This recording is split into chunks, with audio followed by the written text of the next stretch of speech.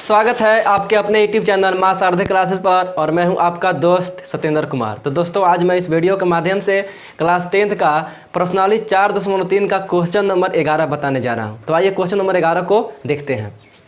तो दोस्तों question number 11 आपका यहाँ पर दिया हुआ है कि दो वर्गों के क्षेत्रफलों का योग 468 मीटर स्क्वायर है। यानी दो वर्ग है और उसके क्षेत्रफल का योग कितना है 468 मीटर स्क्वायर है। यदि उनके परिमापों का अंतर 24 मीटर हो तो दोनों वर्ग की भुजाएं ज्ञात कीजिए। यानी दोनों वर्ग की क्या ज्ञात करना है दोस्तों, भुजा ज्ञात करना है। तो आइए आपको इसमें करना क्या होगा कि दोनों वर्ग की भुजा ज्ञात करने के लिए कहा है। ध्यान दीजिएगा, जब भुजा में कोई संबंध ना हो तो आप दोनों भुजा को दो चर मानिएगा, एक एक्स मानिएगा तो एक वाई मानिएगा। देखिए यहाँ पर दोनों वर्ग की भुजा ज्ञात करने के लिए बोला है, लेकिन दोनों भुजाओं में कोई संबंध नहीं है। जब कोई संबंध नहीं होता है तो आप दो चर में उसको मानिएगा तो बहुत हल्का बनेगा। आप एक चर में भी बना सकते हैं, लेकिन उससे क्या होगा कि ज़्यादा लंबा वीडियो हो जाएगा। तो बताने की बात नहीं है, हम दो चर में ज़रूर मानेंगे लेकिन उसको द्विघात समीकरण के नियम से ही हल करेंगे। ठीक है दोस्तों, आप ये मत सोचिएगा कि सर तो आप बता रहे थे कि द्विघात समीकरण को सिर्फ एक चर में ही मानते हैं, लेकिन हाँ ये बात सही है। तो हम तो बोल ही रहे हैं कि जब इसको सोल्व करेंगे तो आगे चल के उसको हम लोग द्विघात समीकरण के नियम से ही सोल्व करेंगे। ठीक है दोस्तों, तो आइए मानते हैं। तो लिखेंगे कि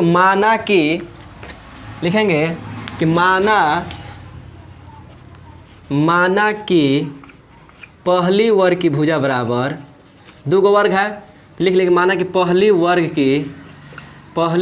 की भुजा बराबर x मीटर, क्योंकि मीटर में सब है, तथा दूसरी वर्ग की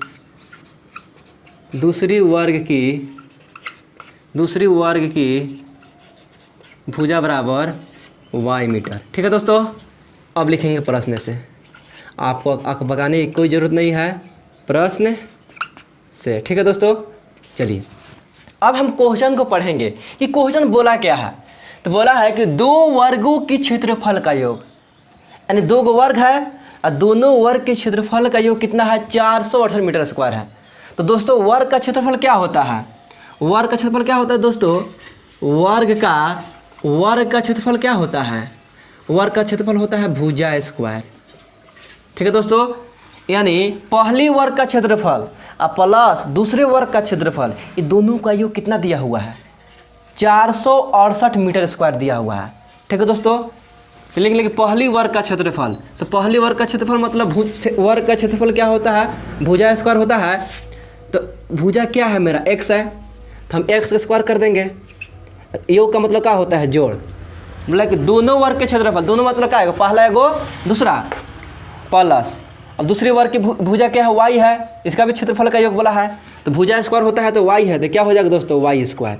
ये दोनों का योगफल कितना दिया हुआ है दोस्तों 468 दिया हुआ है मीटर स्क्वायर में, 468। तो इसको 1 मान लीजिए। क्या मान लीजिएगा दोस्तों, 1 मान लीजिएगा। अब लिखेंगे पुनः। ठीक है दोस्तों, अब देखिए आपको क्या बोला है, अब बोला है कि उनके परिमापों का अंतर। अब यहाँ पर क्षेत्रफल का योग दिया हुआ था, अब बोल रहा है कि परिमाप का अंतर, यानी परिमाप का अंतर कितना दिया हुआ है 24 मीटर है। यानी परिमाप क्या होता है, वर्ग का परिमाप क्या होता है दोस्तों, वर्ग का परिमाप क्या होता है, तो वर्ग का परिमाप होता है 4 गुने भुजा। क्या होता है दोस्तों 4 गुने भुजा। ठीक है दोस्तों, अब देखिए तो एक दोनों, अब बोला है कि दोनों वर्ग के परिमाप का अंतर कितना है 24 मीटर है। यानी पहली वर्ग का परिमाप ज्ञात करेंगे, उसके बाद दूसरी वर्ग का घटा देंगे। तो पहली वर्ग का परिमाप तो 4 गुने भुजा होता है, तो 4 के 4, अब देखिए 4 के 4 लिखेंगे दोस्तों। अब भुजा कितना x है, तो 4 में x से गुना करेंगे तो 4x। अंतर बोला है तो अंतर का मतलब क्या होता है घटाओ, तो माइनस का चिन्ह दे दिए। और फिर दूसरी वर्ग का परिमाप क्या हो जाएगा 4y, कितना है 24 है। अब आपको यहाँ से देखिए कि देख रहे हैं कि 4 कॉमन है, तो 4 कॉमन का मतलब समझते हैं ना कि 4 कॉमन लेने का मतलब कि 4 से सभी पदों में भाग लग रहा है। तो 4 से कॉमन लेंगे तो 4 से भाग देंगे तो यहाँ x बचेगा, और माइनस यहाँ y बचेगा, यहाँ 6 चौके 24।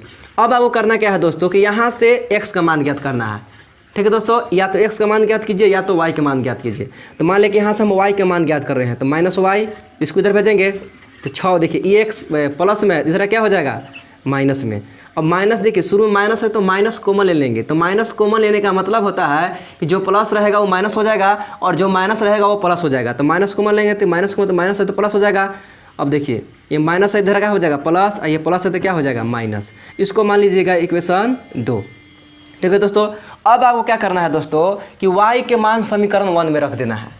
लिखेंगे कि y का, यहाँ से बना दे रहे हैं कि y का मान समीकरण 1 में रखने पर। ठीक है दोस्तों, y का मान समीकरण 1 में रखेंगे। सबसे पहले समीकरण 1 को एक बार उतार लीजिए, यानी x square plus y square बराबर कितना है 468 है।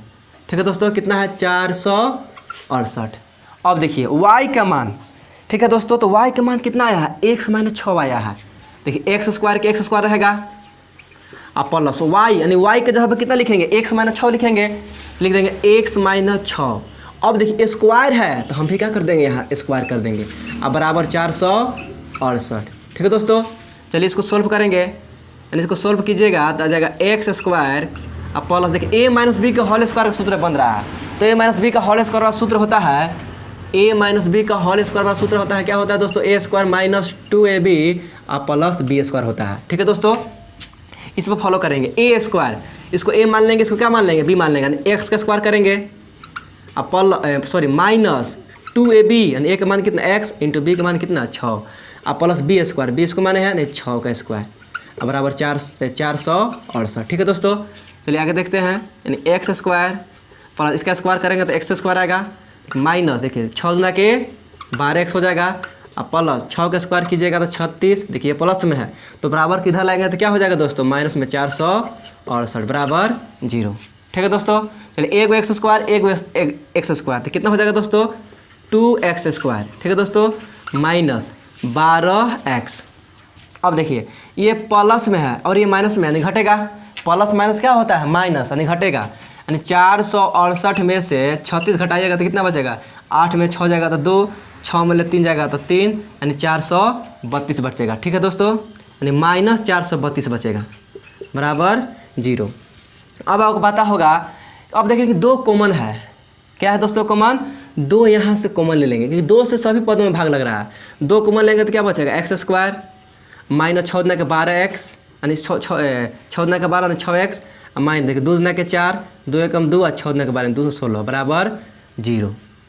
अब आपको क्या करना है कि अब मध्य पद को तोड़कर इसका फैक्टर करेंगे, यानी एक्स स्क्वायर के गुणांक से अचर पद में क्या करेंगे गुना करेंगे। तो एक्स स्क्वायर गुणांक यहाँ पर कुछ नहीं है दोस्तों, तो 1 होता है, तो 1 से 216 में गुना कीजिएगा तो कितना आएगा दोस्तों 216 आएगा। अब 216 का सबसे पहले फैक्टर करेंगे, फैक्टर करने के बाद गुना करके जोड़े घटा है कितना लाना है 6x लाना है, यानी -6x लाना है। तो आइए फैक्टर करते हैं, 2 से कटेगा 2 एकम 2, 0 के 0, 8 दुना के 16, फिर 2 से कटेगा 5 दुना के 10, 4 दुना के 8, फिर 2 से कटेगा 27 दुना के 54, फिर 3 से कटेगा 9 3 27, फिर 3 से कटेगा 43 के 9, फिर 3 से कटेगा 3 एकम 3। अब इसी को जोड़ या घटा के कितना लाना है दोस्तों -6x लाना है। चलिए देख ले रहे हैं 3 दुना के 6, 6 दुना के 12 और 43 के 9 और 9 दुना के 18। अगर हम 18 में से 12 घटाएंगे तो मेरा -6x आ जाएगा। ठीक है दोस्तों, अब आपको ध्यान देना है 18 और 12 लिए ना, तब 18 12 में गुना करने पर हमको 216 आना चाहिए। ठीक है दोस्तों, तो गुना करके देख ले रहे हैं, तो गुना कीजिए 18 में 12 से गुना कीजिएगा तो 8 9 16 के 6, 2 एकम 2, 2 एक से लिया 3, फिर 8, फिर 1, 2 8 3 11 के 1 एक से लिया 2, 216 आ गया, बिल्कुल सही है। अब चलिए 18 12 लिए हैं, अब हम देखेंगे हमको माइनस में चाहिए, क्या लिए 18 और 12 ना, अब हमको देखेंगे कि माइनस में चाहिए तो बड़ा वाला को क्या में रखेंगे माइनस में। ठीक है दोस्तों, बड़ा वाला को चिन्ह क्या रखेंगे माइनस में, यहाँ से लिखेंगे x square minus 18x plus 12 और माइनस 216 बराबर 0। ठीक है दोस्तों, चलिए आगे देखते हैं। चलिए अब हम देख रहे हैं कि दोनों में क्या कॉमन है दोस्तों, दोनों में क्या कॉमन है, x कॉमन है, तो x कॉमन ले लेंगे तो क्या बचेगा, 2 x है तो 1 x बचेगा -18। अब प्लस की नहीं है तो प्लस का चिन्ह देंगे। अब आपको कुछ नहीं करना है दोस्तों, यहाँ पर जो लिखा हुआ है ना वही यहाँ पर लिख दीजिए, यानी x -18 है तो x -18 लिख दीजिए। अब आपको क्या करना है कि यहाँ पर कौन सा ऐसा अंक लिखेंगे कि गुना करने पर 12x आ जाना चाहिए। देखिए अगर यहाँ पर 12 लिखेंगे, देखिए 12 से x में गुना करेंगे तो 12x नहीं हो जाएगा। देखिए प्लस माइनस माइनस, अब 12 से 18 में तुरंत गुना किए, 216 आया था ना तो बिल्कुल आ जाएगा। अब बराबर 0 है तो 0 लिख देंगे। चलिए इसको एक जगह लिखते हैं, यानी आपका हो जाएगा x + 12 इंटू x - 18 बराबर 0। और दोनों का तुलना 0 से कर देंगे। ठीक है दोस्तों, तो यहाँ से लिखेंगे केस 1 में आपका हो जाएगा x + 12 बराबर 0, और केस 2 में हो जाएगा आपका x - 18 बराबर 0। ठीक है दोस्तों, चलिए तो x बराबर, देखिए प्लस में इधर क्या हो जाएगा माइनस में, तो माइनस में क्या हो जाता है आपका अमान्य हो जाता है। ठीक है दोस्तों, यहाँ से x बराबर, देखिए ये माइनस में है तो इधर क्या हो जाएगा प्लस में, यानी x का मान कितना आ गया 18। अब हम देखेंगे ये तो माइनस वाला अमान्य हो गया, जो प्लस में रहता है वही आपका आंसर होगा। ठीक है दोस्तों, अब देखिए हम x किसको माने हैं, तो x माने हैं पहली वर्ग की भुजा, यानी पहली वर्ग की भुजा को माने हैं। लेकिन देख रहे हैं कि दूसरी वर्ग की जो भुजा है वो मेरा y माने हैं, तो y का मान कैसे ज्ञात होगा दोस्तों, तो आपको यहाँ पर ध्यान देना होगा कि y का, अब देखिए क्या करना होगा कि x का मान आप समीकरण 2 में रख दीजिए।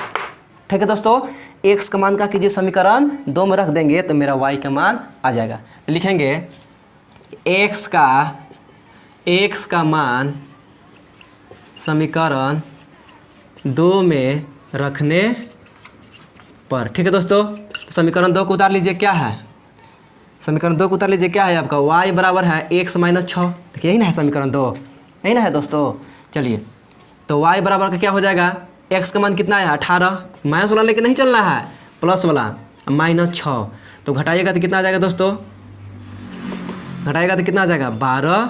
ठीक है दोस्तों, अब देखिए तो वर्ग की दूसरी भुजा को y माने हैं, y का मान आ गया, और वर्ग की पहली भुजा को x माने हैं तो x का भी मान आ गया।